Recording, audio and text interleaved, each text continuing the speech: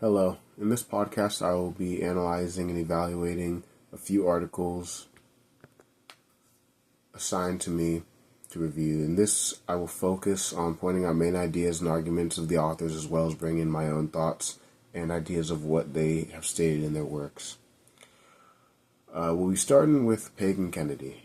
In Kennedy's Inventology, How We Dream Up Things That Change the World, he interviews different inventors and creatives, asking about how they came up with their creations and inventions. They'd try to find one thing, but end up accidentally stumbling upon a unique solution or idea that they never would have, or that they would then bring to life instead. In the chapters, Kennedy describes them sort of as happy accidents that they stumbled upon. He also referred to the people who discover these accidents as super encounters. But what exactly is a super encounter? University professor Sanda Urdeles describes them as people who relish searching for new solutions and unexpected results. Kennedy believes that with the enormous amounts of scientific data that we possess, we should promote more of this serendipitous research and development that involves exploration and tinkering with different kinds of data available to us so that we can find new technologies and make new discoveries. Kennedy uses many different sources, from interviews with inventors to research data to promote his argument. One instance is when he refers to a study done by Sanda Urdeles, in which she interviewed over 100 people to determine how they gathered material for their research projects. Super Encounters reported that they ran into a lot of unexpected discoveries as they worked and planned on being surprised. Another piece of evidence that Kennedy used in favor of serendipitous process is the amount of data and material that is more widely available to the general populace that can be used to reduce the cost of R&D. He was informed by a biomedical researcher and entrepreneur named Atul Butte that many of the facilities that you would need to undertake drug development have shifted to the online space. People would be able to order materials for testing and experimentation online for a cheaper price than having to rent out a facility and test in a laboratory.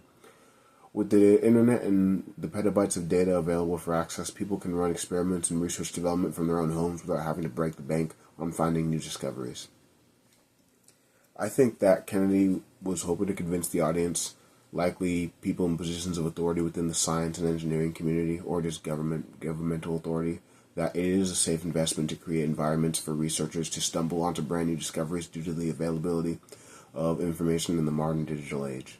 With resources like the internet, the cost for experimentation and studies becomes cheaper. There is less of a financial risk in funding serendipitous research and development than before. Less people need to stick their hands into experimentation, and less labs or facilities would be necessary if people could run their experiments from home. The next person I want to talk about is Robert Miggins. In Robert Miggins' Technology and Science Issues for the 21st Century and Beyond, he makes the argument that the current traditional and ethical theories are not sufficient and should be replaced with a new qualified neo-consequentialist theory that covers the weaknesses of both the consequentialist and deontological ethical theories, since contemporary science and technology have outgrown them. Throughout the article, Miggins uses the different kinds of ethical conflicts that come with science and technology to criticize the consequentialist and the deontological forms of ethical thinking. For instance, he criticizes the deontological form of pointing out key arguments, through pointing out key arguments such as longevity of an old process working fine, or the unnaturalness of new technologies, or the scientific process and their pitfalls. He states how the idea of something happening for a long time doesn't mean that it is therefore better, or that the old way is automatically correct simply because it's been around longer, or that new technologies coming out automatically makes them bad, because the deontological form of thinking typically relies on the idea of there being an inherent right and wrong with how things are.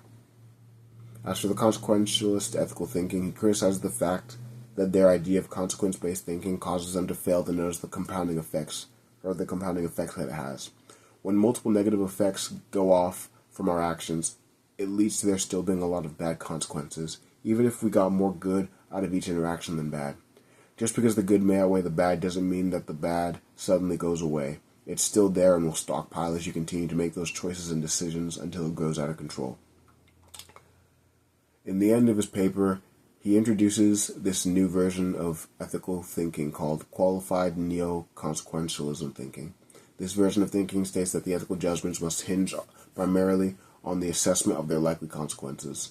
The assessment must be focused on harm and well-being, refined, be comprehensive, be discriminating, and be prudent.